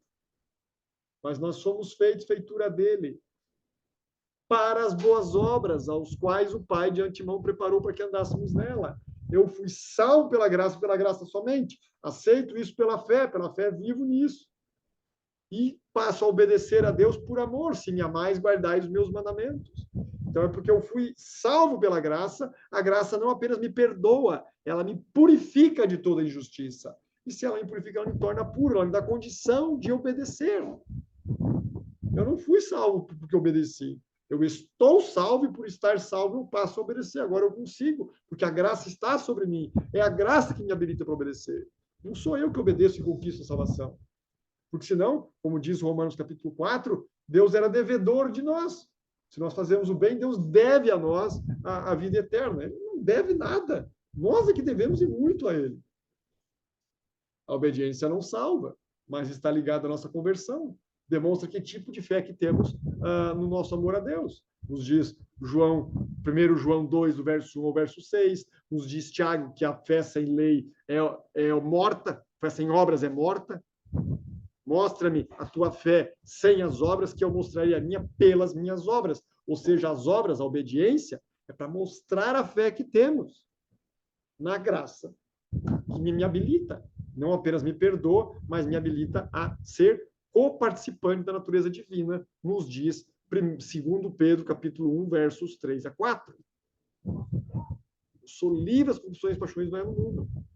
É totalmente diferente. Veja, vou dar uma sequência aqui, eu não vou ter tempo para ler todos, tá? São muitos mesmo. São todos textos do Antigo Testamento. Todos eles falam que a salvação está em Deus e não na obediência à lei. No tocante a mim, confio na tua graça, nos diz o Salmo 13. Davi confiava na lei, não, confiava na graça. O Senhor é a minha rocha, a minha cidadela, o meu libertador, o meu Deus, o meu rochedo, o meu refúgio, o meu escudo, a força da minha salvação. Está lotado de textos falando sobre a graça de Deus no Antigo Testamento. A minha alma se regozijará no Senhor, se deleitará na sua salvação. Vem do Senhor a salvação dos justos. Venham também sobre mim as tuas misericórdias. Eis que Deus é minha salvação. O Senhor é minha luz e a minha salvação. Então, não é a lei a salvação, é o Senhor a salvação. A salvação sempre foi pela graça, meus amigos. Esse negócio para dizer que nós estamos no tempo da graça, é verdade que estamos vendo um tempo de graça. Isso é verdade, mas a salvação sempre foi pela graça. Sempre foi. A salvação apenas em Jesus, desde antes da fundação do mundo. Para usufruí-la, basta crer no seu sacrifício realizado na cruz do Calvário e aceitá-lo como seu salvador pessoal. Só. Deus amou de tal maneira, deu o seu Filho unigênito pela graça. Por que eu não vou entregar, então, meu coração a Jesus hoje mesmo? E convidá-lo para ser meu Deus, meu Senhor. E por ser meu Senhor, ele manda, e o servo faz o quê com a ordem do Senhor? Obedece. Simples assim. Ó, está lotado. Vou deixar aqui uma série de textos, se interessar você saber que a salvação sempre foi pela graça mesmo no Antigo Testamento. Tem uma tropa mesmo, tá? Todos esses textos aqui. Você pode buscar isso. E para deixar claro também, acho que vale a pena citar, essa suposta rejeição de Israel. Tá? Paulo começou a sua argumentação em Romanos 11 com a pergunta: terá Deus porventura rejeitado o seu povo? Resposta do apóstolo é enfática: de modo nenhum. Deus não rejeitou o seu povo. Então é importante mencionar que Paulo tinha em mente o mesmo Israel rebelde e contradizente que está mencionando em Romanos 10, 21. São versos em sequência. Então, após ter afirmado que Israel não foi rejeitado, Paulo cita a experiência de Elias, dos 7.000 homens que não dobraram o joelho para Baal, para demonstrar que sempre existiu um remanescente. Segundo a eleição da graça, sempre existiu um remanescente. É importante destacar que, conforme o exemplo mencionado, o remanescente fiel é parte de Israel, não é uma nova entidade, não é uma igreja nova. O remanescente do tempo de hoje não é uma igreja nova. O remanescente de Israel não era outro povo, era parte de Israel. Mas sim, Israel tropeçou. Paulo cita isso no mesmo texto de Romanos 11. Além do remanescente fiel do Israel histórico, houve parte do povo judeu que foi endurecido. E essa afirmação dá origem a uma nova pergunta: porventura tropeçaram para que caíssem? De modo nenhum. Observe que Paulo tinha em mente que a parte endurecida de Israel e não a totalidade do povo, uma distinta e clara, uma distinção clara em toda essa narrativa. O apóstolo disse que a transgressão dessa parte endurecida levou à salvação aos gentios, a fim de causar ciúmes do povo judeu, com esse argumento. Paulo retornou, então, o texto de Romanos 10, 19, e de Deuteronômio 32, 21, e revelou a sua esperança de que a salvação dos gentios pudesse sensibilizar os judeus que haviam permanecido incrédulos. Na sequência, o apóstolo utilizou um recurso da exegese rabínica, chamado no qual, o Vavashomer, para completar esse argumento. Esse princípio de interpretação parte de uma premissa menor para outra maior, ou vice-versa. Então, a transgressão de parte de Israel levou salvação aos gentios. Seria, então, natural pensar que a plenitude dos judeus convertida resultaria em algo ainda mais surpreendente. Se o fato deles terem sido rejeitados trouxe reconciliação com o mundo, que será o seu restabelecimento? Senão vida dentre os mortos? Uma ressurreição. Paulo menciona que a parte endurecida de Israel foi rejeitada. A parte endurecida foi rejeitada. Mas o que ele quis dizer com isso? Que o remanescente não.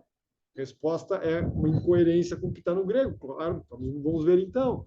Paulo, antes de responder essa questão, ele traz duas considerações. O substantivo que ele usa ali, apóbole, traduzido por rejeitados, não é a mesma palavra empregada nos versos 1 e 2, que evidencia que Paulo tinha outra coisa em mente. O termo apóbole ocorre apenas duas vezes no grego bíblico, uma em Romanos 11, 15 e outras em Atos 27, 22. Na última passagem é evidente que o significado pretendido não é rejeição de não querer nada com nada. Quando a gente vai estudar, por exemplo, o léxico, que são esses estudos do grego, a expressão apóbole é traduzida como lançar fora. Portanto, é provável a intenção de Paulo fosse afirmar que uma parte de Israel havia sido lançado fora, isso é, excluída do remanescente fiel. Essa possibilidade está em harmonia com a declaração de Romanos 11, 17, de que alguns dos ramos foram quebrados. Bom, a parábola ali, né, das duas oliveiras, tá? Que representam justamente isso, as testemunhas fiéis, o Antigo e o Novo Testamento. que alimentavam, né, com azeite, inclusive a própria menorá, que é um símbolo da luz que é dada, a luz da palavra, a luz de Cristo, é o símbolo do Espírito Santo. Então, Paulo advertiu os gentios conversos a temerem a Deus e não se considerarem superiores aos judeus. No recurso didático, o apóstolo ilustrou esse conceito na analogia das duas oliveiras, no qual ele compara Israel a uma oliveira boa e os gentios a uma oliveira brava. A parte endurecida de Israel, por sua vez, é comparada aos ramos cortados da oliveira boa. Paulo elaborou essa metáfora com base em Jeremias 11:16, que diz: o Senhor te chamou oliveira verde, mas agora a voz de grande tumulto acendeu fogo ao redor dela e consumiu os seus ramos. O profeta Jeremias ele utilizou essa imagem de uma oliveira que teve os ramos consumidos pelo fogo para retratar a infidelidade de Israel à aliança. Isso revela que, ao usar a metáfora da oliveira boa, Paulo tinha em mente um povo de Israel e não uma nova árvore. Ao concluir os gentios na aliança com Israel, são retratados como um ramo da oliveira brava, que foram enxertados na árvore israelita. Então, Paulo evoca o cumprimento do propósito divino das nações. Ele pegou lá a oliveira brava, tirou, deixou a oliveira boa, pegou agora os ramos, lá, o ramo dos gentios e enxertou, botou no povo de Deus. O Senhor havia prometido ao patriarca Abraão que todos os povos da terra seriam abençoados por intermédio da descendência dele. Possível que Paulo tinha, então, desenvolvido esse argumento a partir da promessa de Gênesis 3:12:3. Em ti serão benditas, tá, todas as famílias da terra. Então, Paulo está articulando uma ideia com base nesse uso do verbo abençoar. Tá? Isso é empregado, então, como enxertar. Vem como enxerto. Então, você tem o paralelo da antiga aliança com a nova aliança. Tá? Texto de Êxodo, que fala de uma propriedade peculiar dentre os povos, um reino sacerdotal, um povo santo. E você fala da igreja, a nova aliança, que fala de uma geração eleita, um povo adquirido, um sacerdócio real, uma nação santa. É o mesmo paralelo. A nova aliança não substituiu a antiga, ela ampliou. Da mesma forma que Jesus pega a lei e amplia quando ele vem. Ele fala, se você olhar para uma mulher com intenção impura, você comete o pecado de adultério. Se você chamar o teu irmão de raca, tolo, você é culpado de assassinato. Ele não anulou a lei, ele ampliou. Ele não anulou a aliança antiga, ele ampliou. Então, é óbvio que existe nova aliança, mas não é uma aliança que anula a antiga, porque, do contrário, se foi anulada a antiga, os que foram salvos antes de Jesus estariam perdidos. E eles não estão, a gente já viu. Então, aquilo continua existindo. Ele só ampliou por quê? Porque teve uma revelação maior de quem é Deus. O próprio Deus se fez carne e habitou entre nós. Isso é uma revelação muito superior à revelação dos profetas no Antigo Testamento. Por isso que existiu uma nova aliança. Porque o próprio Deus veio aqui. Por isso. E porque não havia mais o sistema de sacrifícios, não havia mais... Porque o próprio Cordeiro de Deus já havia sido morto. Deus não queria mais mortes. Mesmo morte de animais, Deus nunca quis. Então, e está escrito lá, isso aqui, trouxe até o trecho hebraico ainda. Tá? O Rabi Eleazar diz assim, ó, o que está escrito? Em ti serão benditas todas as famílias da terra. O santo, bendito seja ele, disse Abraão. Eu tenho 2 ramos, bons para enxertar. É um enxerto. Pegou os gentios e enxertou.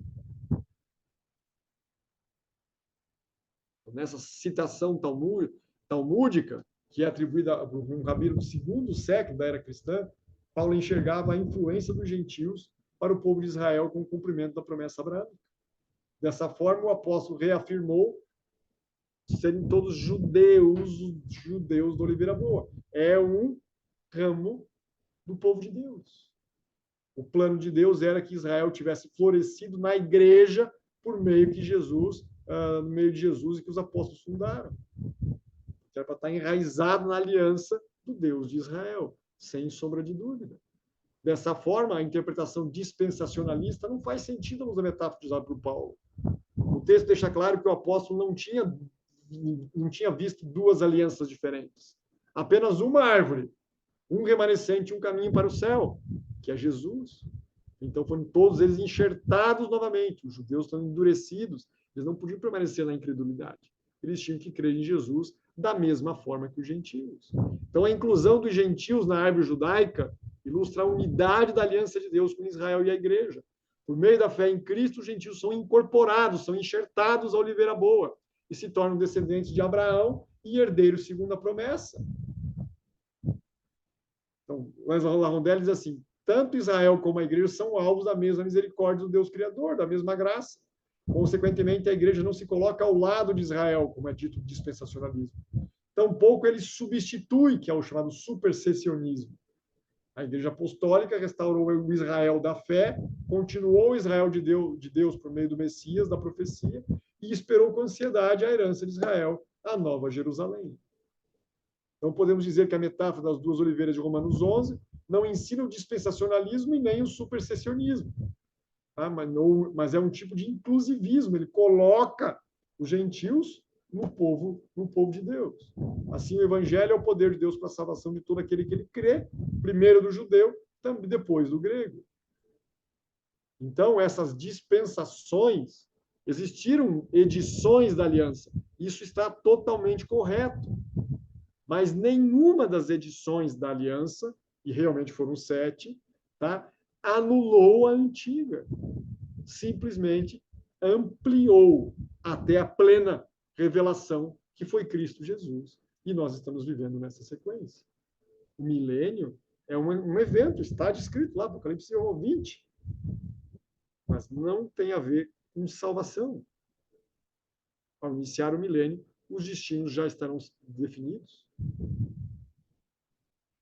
Judeus fazem parte do povo de Deus, se são parte do remanescente fiel. Da mesma forma que os gentios foram enxertados nesse povo. Primeiro o judeu, depois o grego. O grego está querendo se referir aos gentios.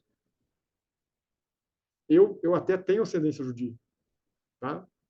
Muitas gerações atrás, ascendentes dos meus avós, o pai de mãe, foram judeus e vieram fugindo de Portugal para o Brasil, por causa da perseguição, da Inquisição. A maior parte da minha família não tem. Aliás, eu fiquei sabendo isso há pouco tempo, inclusive, nem sabia que eu quero descendência judia. Me vejo como gentil, mas sou parte do povo de Deus.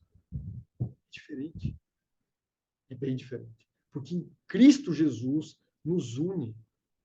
A graça faz isso. Nós todos somos chamados filhos de Deus, filhos de um mesmo pai, da mesma família. Como filhos adotivos, viemos parte dessa família, adotados em Cristo, tornados um com Ele, assim como Ele é um com o Pai. Então temos que entender direito essa noção das alianças. Existiram edições dela, tudo bem, mas são ampliações até a plena ampliação que foi Cristo Jesus. E aí os apóstolos seguiram na sequência. E, de fato, estamos num tempo de graça. Tudo bem? Até acontecer o evento de Apocalipse 22, verso 11. E é com esse texto que a gente encerra. Apocalipse 22, verso 11, citando, no finalzinho da Bíblia, citando um evento que é o final da intercessão de Jesus Cristo no santuário celestial, quando o santuário se enche de fumaça, conforme Apocalipse 15, a gente vai estudar essa cena profética mais para frente. Jesus para de interceder, então ele vai se organizar para voltar para nos buscar. Então, o destino já vai estar selado para todo mundo, já vai estar determinado quem é salvo, quem é perdido. Diz assim, Apocalipse 22, verso 11. Continue o injusto fazendo injustiça, continue o imundo ainda sendo imundo, o justo continue na prática de justiça e o santo continue a santificar-se. Então, haverá um tempo antes de Jesus voltar, ao qual ele vai ter terminado a intercessão no santuário celestial, vai ter terminado a primeira fase do juízo, que é o juízo dos salvos, para que os salvos possam ir para o céu já julgados, assim, vamos tomar posse da herança que está preparada desde antes da fundação do mundo. Então, o destino dele tem que estar determinado. E diz a palavra de Deus que vai ser trazido a juízo todas as obras, quer sejam boas, quer sejam más. Jesus vai trazer a juízo para todos, salvos e perdidos. Se os salvos vão para o céu, o destino deles tem que estar resolvido, eles têm que ter sido julgados. O juízo começa antes. Depois, durante o milênio, vai ocorrer o juízo dos perdidos, para dizer por que eles não se salvaram. E aí, depois do milênio, vem a sentença final para todos, a segunda ressurreição, a segunda morte, o lago de fogo e enxofre, isso é um inferno, termina de uma vez e Deus faz novo céu e nova terra. E o inferno não fica queimando para sempre, porque os perdidos não vão ter vida eterna. Para poder ficarem queimando, tem que estar vivo. É o resultado do fogo que é eterno. Eu vejo que você vai lá em Judas, a carta de Judas, uma folhinha ali antes de Apocalipse, é outro Judas, tá? Não é o Iscariotes, que lá diz que o fogo eterno queimou Sodoma e Gomorra, e Sodoma e Gomorra não estão queimando até hoje. Mesma forma. Assim termina essa história e Deus, Jesus, vai fazer novo céu e nova terra, onde habita a justiça. Esse é o cumprimento da aliança, a verdadeira aliança que Jesus fez com os homens, iniciando com Adão até os nossos dias. Falei muito, mas acredito que deu para entender. Joína, você ainda está me ouvindo, minha amiga? Você tem algum questionamento? Nós que estamos juntos aqui, tá? Se você tem algum questionamento, pode fazê-lo. Se eu souber, eu respondo. Estou por aqui. Não, é maravilhosa a explicação. Para mim é um tema bem difícil de se entender, assim, de entender que eu falo para explicar detalhes, tudo como que acontece, porque profecia é bem, assim, complexa, porque a gente precisa examinar bem, bem a fundo, texto por texto, estudo um pouquinho ali, um pouco acolá, mas muito lindo, muito maravilhoso, gostei muito. Deus seja louvado. Deus seja louvado. É dele que vem esse conhecimento. Tá? E se nós quisermos, podemos aprofundar isso, por exemplo, estudamos o livro de Hebreus, especialmente capítulo 8 e 10, que vai falar das alianças. Tá? Vai comparar as alianças. Que seriam os outros dois capítulos que a gente ia estudar, mas pelo tempo não vai dar. Tá? Já falei bastante aqui. Mas Muito obrigado. falou bastante, mas foi maravilhoso, foi muito bom, realmente Deus seja precisa. louvado. É um Deus seja tema louvado. bem, uma abordagem bem assim ampla, muita, é lindo. Que Deus Você precisa. conduza aí. Vamos tomar a liberdade de fazer uma oração, então, para terminarmos? Tem algum motivo de oração, Joina? Eu quero orar que ore pelos meus filhos, né? São o Jonathan, Jacilene e Wesley, que eles possam se converter e andar no caminho da retidão. Amém. Jonathan, Jaslene e Wesley, né? Acho que nós já oramos por eles em um outro momento. Vou aproveitar e orar também. Ao menos os nomes me são conhecidos. Tomar a liberdade de orar? Eu vou tomar a liberdade de orar pelo nosso ministério, tá? Também por esse grupo aqui. Sim. Tá? Oremos. Santo Deus, querido Pai, muito obrigado, Senhor. Muito obrigado pelo dom de Cristo Jesus. Louvado seja o teu nome, porque tu não Glória a nos Deus. deixaste sós. Não nos deixaste Obrigada. à nossa própria sorte e ainda fizesse justiça. Tu és santo, justo e bom. E o plano da salvação, preparado desde antes da fundação do mundo, foi executado e Jesus Cristo morreu por todos, para que todo pecador possa crer nele e assim ter a vida eterna. Glória a Aumenta a Deus. nossa fé, Pai, de tal forma que nós creamos tão profundamente em Cristo Jesus que as tribulações desse mundo não nos abalem. Aumenta a nossa fé, Pai. E que a Amém. graça que nos perdoa também nos purifique, para que nós possamos retribuir mais do teu amor ao obedecermos teus mandamentos, sermos Glória a Deus. habilitados por essa mesma graça para te servir. Merece o Amém. nosso melhor, Pai. Tu entregastes o que tinhas de melhor em Cristo e queres, e é a única forma, inclusive, Jesus falou claramente isso, não há outra forma. Então seja feita a tua vontade, não a nossa, e que nós possamos enfrentar a dificuldade na graça de Cristo e vencer em Cristo o mal que há em nós, sendo santificados nessa graça, através, ó Pai, da intercessão de Cristo por nós, da atuação do Santo Espírito na nossa vida, e através de permanecermos ligados à videira, de sermos santificados, nos tornando co-participantes com a natureza divina. Amém. Os méritos de Jesus oramos, clamando por libertação das paixões e confusões que há no mundo. Em nome de Cristo, Amém. oramos agradecidos. Amém, amém. Glória a Deus. Amém. Oramos, Pai, ainda em tua presença, pelos teus filhos Jonas, Jaslene, pelo Wesley, que possam vir a conhecer-te cada vez mais e melhor, venha se converter e servir-te a cada dia como instrumentos agradáveis aos teus olhos e efetivos em tuas mãos, que eles venham a glorificar-te ainda mais a cada dia. Oro também pelo ministério que nos entregaste, por nossa família, por cada uma das pessoas, ó Pai, ao qual nos acompanha aqui na classe, no grupo de oração, no grupo relacional, para que tudo aconteça conforme a tua vontade. Nos méritos do Senhor Jesus, oramos, agradecidos e entregues. Amém, amém, ó Senhor. Amém, Senhor. Deus abençoe, meus amigos. É muito bom, realmente, aí podermos estar desfrutando da palavra de Deus mais uma vez. É bom tê-los aqui conosco, tá? Em especial vocês que vão estar vendo essa reunião gravada aí nos próximos dias. Vou disponibilizar junto com a reunião também essa palestra em PDF para vocês, tá bom? Abraço, que Deus os abençoe. Até o nosso próximo encontro. Continuamos conversando aí pelo grupo, orando uns pelos outros. Um abraço, até lá. Tchau, tchau. Abraço, Joina. Obrigado pela presença, tá? Continuamos junto aí. Até o próximo estudo. Tchau, tchau.